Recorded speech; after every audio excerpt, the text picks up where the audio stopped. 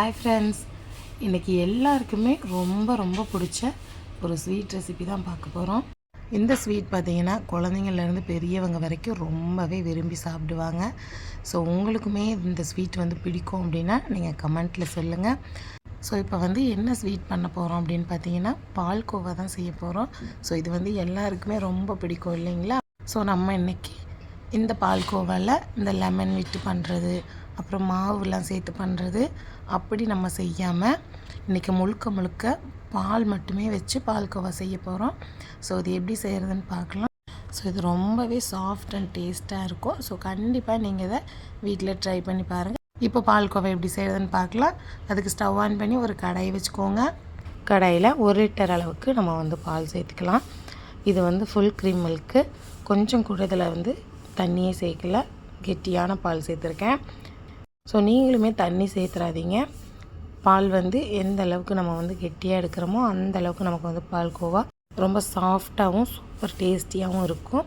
So இப்போ 1 litre அளவுக்கு நான் பால் சேர்த்துருக்கேன். இது நல்லா கொதிக்கணும்.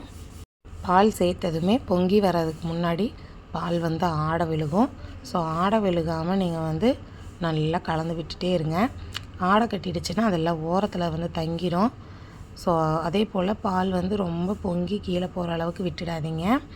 ஸோ இது பாருங்கள், உங்களுக்கு பார்க்கும்பொழுது தெரியும் ஓரங்கள்லாம் ஆடை ஃபார்ம் ஆகுது இல்லையா? அதை நீங்கள் எடுத்து விட்டு இது போல் கலந்து விட்டுட்டே இருக்கணும். பால்கோவா பண்ணும்பொழுது ரொம்ப பொறுமையாக பண்ணணும். ஏன்னா ரொம்ப டைம் எடுக்கும், 1 மணி நேரம் மேலே ஆகும். ஸோ அதனால் பொறுமையாக நின்று கைவிடாமல் கலந்து விட்டுக்கிட்டே இருக்கணும். அப்போ தான் பால் நல்லா காஞ்சு நமக்கு நல்லா வற்றி வரும். இந்த பால்கோவா கன்சிஸ்டன்சி இப்போ தான் பார்த்திங்கன்னா நமக்கு கிடைக்கும். ஸோ பொறுமையாக மீடியம் ஃப்ளேமில் ஹை ஃப்ளேமில் வச்சு நீங்கள் நல்லா கொதிக்க விட்டு கலந்து விட்டு இந்த ஓரங்களை எடுத்து விட்டு நீங்கள் பொறுமையாக கலந்து விடுங்க. இப்போ உங்களுக்கு பார்க்கும்பொழுது தெரியும் பால் 1 லிட்டர் அளவுக்கு நம்ம சேர்த்துருந்தோம். இப்போ 1/2 லிட்டர் அளவுக்கு பால் ஆயிடுச்சு.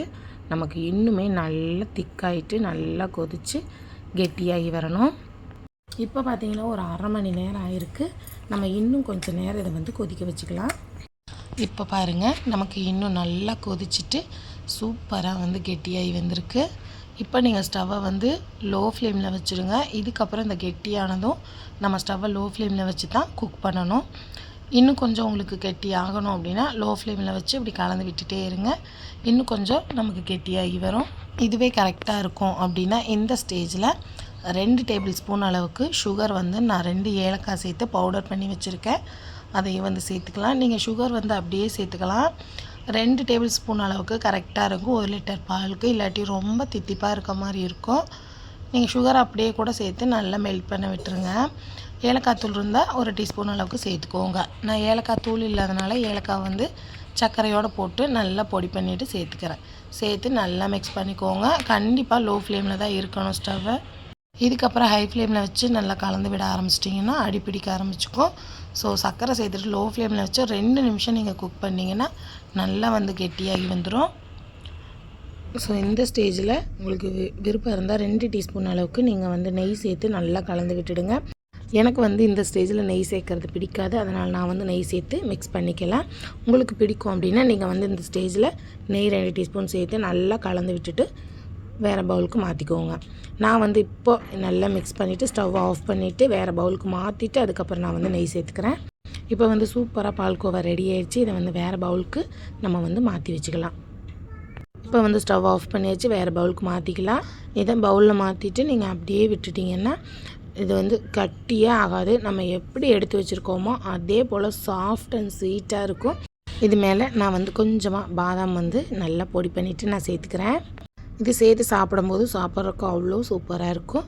நான் இது மேலே ஒரு 3 ட்ராப் நெய் நான் விட்டுக்கிறேன். எனக்கு இப்படி சாப்பிட தான் பிடிக்கும். உங்களுக்கு விருப்பம் இருக்கிறவங்க இது போல் சாப்பிடுங்க. அப்படி விருப்பம் இல்லை அப்படின்னா வீடியோவில் சொல்லியிருக்கிறது போல் 2 டீஸ்பூன் அளவுக்கு நெய் சேர்த்து நல்லா மிக்ஸ் பண்ணி விட்டுடுங்க. அவ்வளோதான், சூப்பராக பால்கோவா ரெடி ஆகிடுச்சு. ஸோ உங்களுக்கு இந்த வீடியோ பிடிச்சிருக்குன்னு நினைக்கிறேன். முழுக்க நம்ம பால்லேயே பால்கோவா செஞ்சுருக்கோம். ஸோ வீடியோ பிடிச்சிருந்தால் லைக் பண்ணி ஷேர் பண்ணி கமெண்ட் பண்ணுங்கள். அண்ட் மறக்காமல் நம்ம சேனலை சப்ஸ்கிரைப் பண்ணி பக்கத்தில் இருக்க பெல் ஐக்கானை கிளிக் பண்ணி வச்சுக்கோங்க. அப்போ தான் நான் போடுற வீடியோ உங்களுக்கு நோட்டிஃபை ஆகும். இதே போல் நிறைய வீடியோ நம்ம சேனலில் அப்லோட் பண்ணியிருக்கோம். செக் பண்ணி பாருங்கள், உங்களுக்கு யூஸ்ஃபுல்லாக இருக்கும். உங்களுக்கு யூஸ்ஃபுல்லாக இருந்தால் உங்கள் ஃப்ரெண்ட்ஸ் அண்ட் ஃபேமிலிக்கும் ஷேர் பண்ணுங்கள். இந்த வீடியோவை ட்ரை பண்ணிவிட்டு மறக்காமல் எப்படி வந்ததுங்கிறத கமெண்ட்டில் சொல்லுங்கள். அடுத்த ஒரு வீடியோவில் பார்க்கலாம்.